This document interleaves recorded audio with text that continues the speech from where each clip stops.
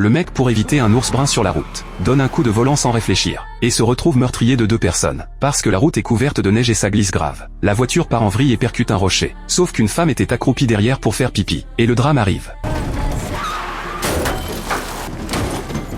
En voyant ça, le mec flippe. Il descend vite vérifier l'état de la femme, mais ce qu'il voit le fiche sur place. La femme ne respire plus, pendant que Mike panique. Le mari de la femme sort de la forêt. Mike essaie de s'expliquer, mais le mec le prend déjà pour l'assassin. Quand Mike s'approche, il se fige encore. Le type s'est empalé sur une branche et il est mort sur le coup. Mike en revient pas tout ça juste pour éviter un ours. Et il se retrouve avec 2 morts sur les bras. Autour y a personne. Et pas de caméra non plus. Du coup Mike pense à se barrer. Il remonte dans sa voiture et fonce chez lui. En rentrant il fait comme si de rien n'était. Mais sa femme remarque la griffure sur son visage. Elle lui demande ce qui s'est passé. Vu qu'il peut plus le cacher, Mike raconte tout à Laura. Étonnamment Laura panique pas du tout. Elle lui demande pourquoi il a pas appelé les flics. C'était pas un meurtre volontaire. Tout ça c'est à cause d'un ours. Sans l'ours ces gens seraient pas morts. Mais Mike dit que la voiture a pas d'assurance. Si les flics s'en mêlent faudra payer. En apprenant que Mike a laissé des empreintes, les deux foncent sur les lieux. Par chance les corps ont pas été découverts. Il nettoie les empreintes en vitesse. Pendant le nettoyage, Mike trouve un sac dans la voiture des victimes. Visiblement c'était des gens friqués. Pour en avoir le cœur net, Laura ouvre le coffre. Et là c'est la surprise. Un sac avec 3 millions dedans. Laura a direct une idée folle.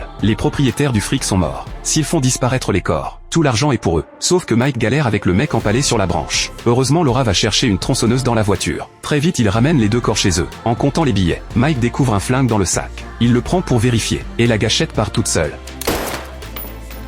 Il manque de toucher Laura, et laisse un trou dans le mur. Les 2 restent figés, parce que les gens normaux se baladent pas avec un flingue. Et si c'était de l'argent sale? Au moment où ils savent plus quoi faire, quelqu'un frappe à la porte. Laura range les billets en panique, et dit à Mike de tout planquer. Ce qu'ils avaient pas prévu, c'est que c'est le shérif de la ville. En fait il vient pas les arrêter, il vient juste chercher le sapin de Noël, qu'il leur avait commandé 2 jours avant. Quand le shérif entre dans la pièce, Mike plaque sa main sur le trou dans le mur, mort de peur qu'il remarque quelque chose. Mais le voir planté contre le mur comme ça intrigue quand même le shérif. Mike improvise en disant qu'il a mal au dos. Comme ils se connaissent depuis des années, le shérif se doute de rien. Il charge le sapin dans sa voiture. Au moment de partir, Mike remarque qu'un des cadavres dépasse. Il bloque la vue du shérif en catastrophe, et s'en sort de justesse, réalisant que les corps c'est une bombe à retardement. Le lendemain, il transporte les corps en aval de la rivière, et les recouvre de miel, parce que les ours en raffolent. Le plan c'est que l'ours se charge de faire disparaître les corps.